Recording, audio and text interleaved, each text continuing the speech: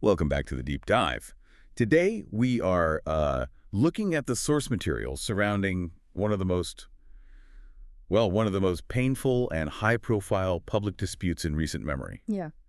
The legal battle between Johnny Depp and Amber Heard. Right. And if you follow the headlines, you probably know the basics. Yeah. But our goal here is to really move past the gossip, Mm-hmm. and to see this as something bigger, almost like a modern morality tale about fame, truth, and what happens when love just completely collides with litigation. It's a really challenging set of sources, and not because of the legal complexity, but just the emotional weight of it all and the sheer amount of information the public had to process. Yeah. This case really forced us all to look at how we decide who's credible, especially when both people are, massive global celebrities. Our focus has to be clinical here. We're analyzing the timeline, the events, and how society reacted, sticking only to what's in the source material you've gathered. Okay, so let's unpack that. To really get the collapse, we have to go back to the origin story, to the time when they were called Hollywood's most beautiful couple. It all started, of course, back in 2009 on the set of the film The Rum Diary. And the dynamic was set pretty early on. According to the sources, you had Johnny Depp, who was already this huge icon. Right, the sort of enigmatic counterculture figure, but also Captain Jack Sparrow to, the entire world. And Amber Heard was this talented, ambitious actress who was really on the rise. Their whole relationship was just instant catnip for the press. It really was. They got married in 2015, and that's when the media frenzy just peaked. But the sources are pretty consistent here. That golden image, it started to fracture almost immediately. Mm-hmm. Behind all the red carpets and the magazine covers, cracks were definitely forming.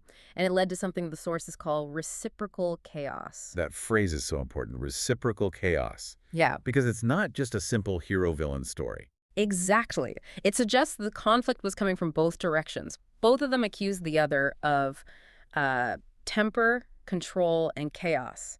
It wasn't just a breakup. It was this toxic feedback loop. And then that private chaos just explodes into public view.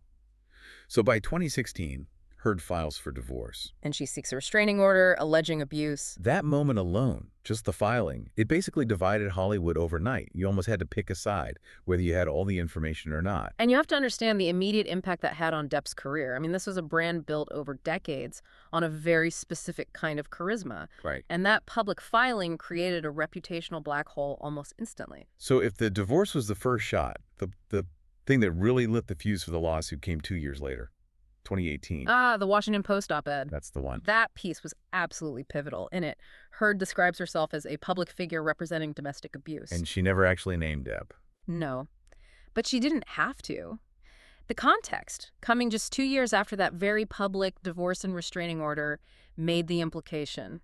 Well, it was unmistakable to anyone paying attention. And the career consequences for Depp weren't just some abstract idea. They were real, they were financial, and they were fast. They were. He was the face of 2 giant franchises, and those roles just vanished. Disney dropped him from Pirates of the Caribbean. A hugely lucrative role. And then Warner Bros. Replaced him in the Fantastic Beasts films. This wasn't just about losing a job. The sources call it reputation erased. Wow.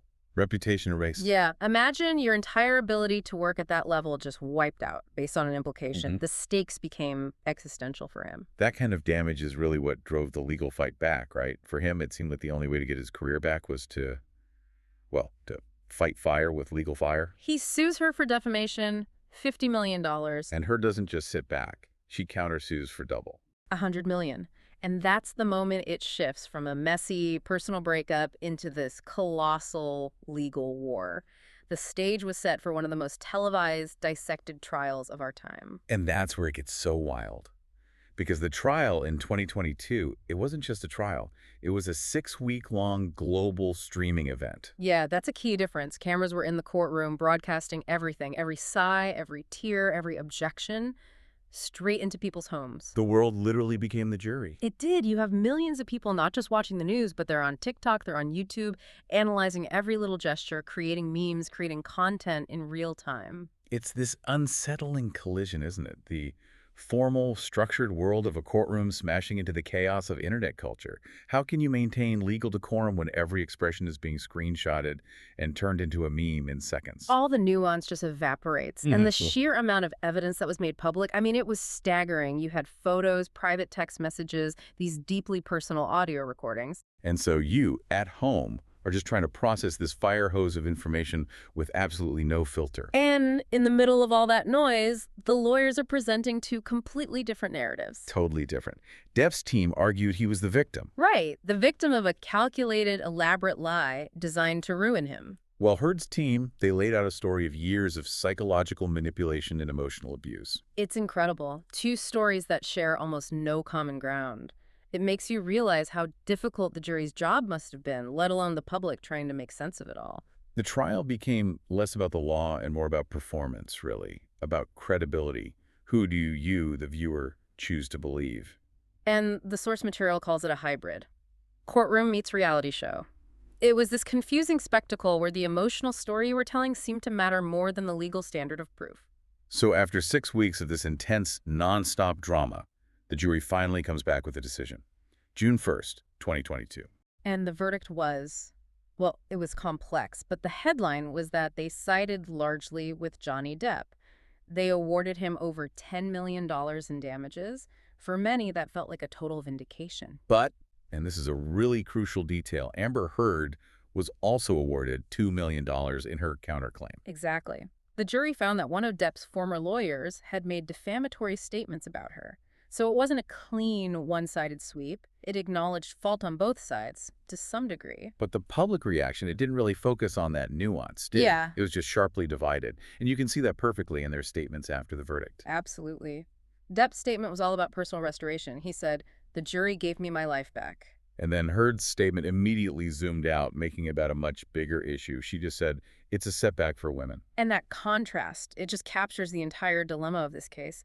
The sources suggest the real truth is probably somewhere between those two sentences. It's that hard realization that in a war of love, turn this public, nobody really wins. The damage is just too profound for everyone involved. And that takes us to the reflection part of this. Because this trial was so much more than a legal case, it really became this test for how our society decides who to believe. Absolutely. The sources really push us to ask some uncomfortable questions. Like when you're flooded with all this media, are you listening to the actual stories being told, or are you maybe subconsciously judging the faces, the fame, the performance? It also makes you question the nature of celebrity itself. Is fame a shield that protects you with money and resources, or does it actually make you more fragile because the world is so invested in watching you fall? And when a painful private relationship becomes global entertainment, you have to ask, what does truth even mean anymore? Is it the legal truth proven in court? Or is it the truth of public opinion? Because those two things, they rarely seem to line up here. So the final takeaway from our source material seems to be that Johnny Depp versus Amber Heard was really just humanity under the microscope. It showed us what happens when we lose all privacy and the danger of seeking justice in a world that's always broadcasting. And that leads to what the sources call the real verdict. The case proved that in the age of social media, public opinion can become the harshest court of all, A court where sensationalism beats facts. and where the story is decided long before a jury even sits down. It's a harsh court. And maybe the most important lesson when you synthesize everything is that beneath the headlines and the money, simple things like respect and empathy matter more than anything else, especially when you're faced with these incredibly painful, conflicting human stories. That's a powerful summary. But here's a final thought for you to take away. If the world eventually forgets the specific dollar amounts, the 10 million or the 2 million, what is the one lesson from this digital courtroom that should never be forgotten?